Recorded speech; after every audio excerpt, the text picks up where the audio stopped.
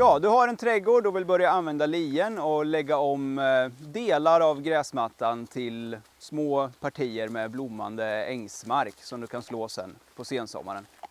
Så följ med mig här inne i vår trädgård som vi har jobbat med i 9 år för att se vad som har hänt. Har du riktigt tur så har du en tomt där det aldrig har varit insått någon gräsmatta, utan det är den naturliga floran som bara ligger och väntar på dig. Och då är det i princip bara att strunta i att klippa, släppa upp örterna och se vad som kommer. Då är det dumt att göra någonting. De flesta har väl en gräsmatta som är mer eller mindre onaturlig och insådd.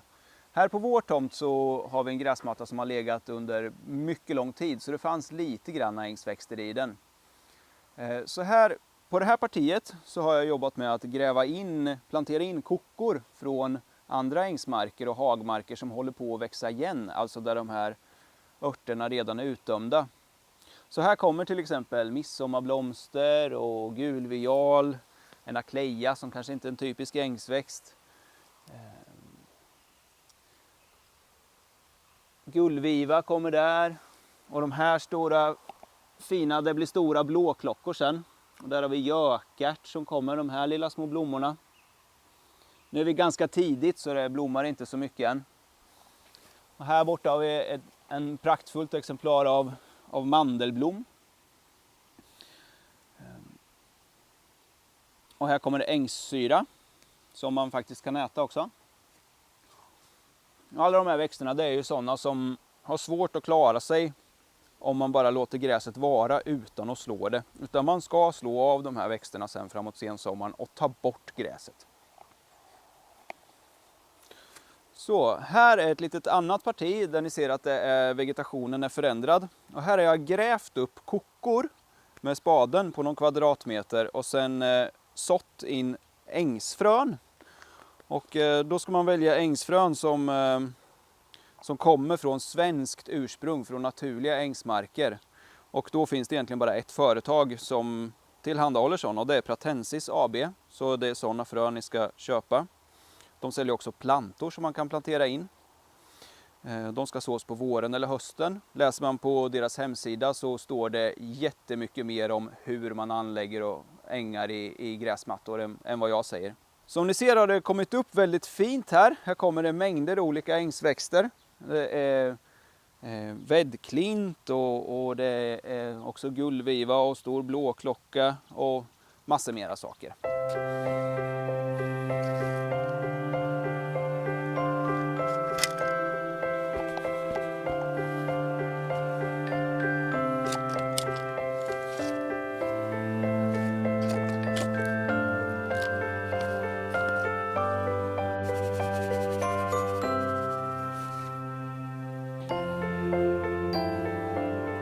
Ett annat sätt som är helt fantastiskt att förnya gräsmattan till äng, det är att elda och göra lägereld och sitta och grilla korv. Du gör en eld här där det är frodigt gräs och kanske några växter som du inte vill ha, och så blir det så här sen efteråt. Så låter du det vara över sommaren och strör på ängsfrön till hösten sen. Så för mig ska jag visa hur det blir efter något år. Här hade vi mycket lägereldar en gång på nyårsafton, minns jag. Här ser ni det kommer upp ett annat slags mer lågväxande gräs som heter svingelgräs.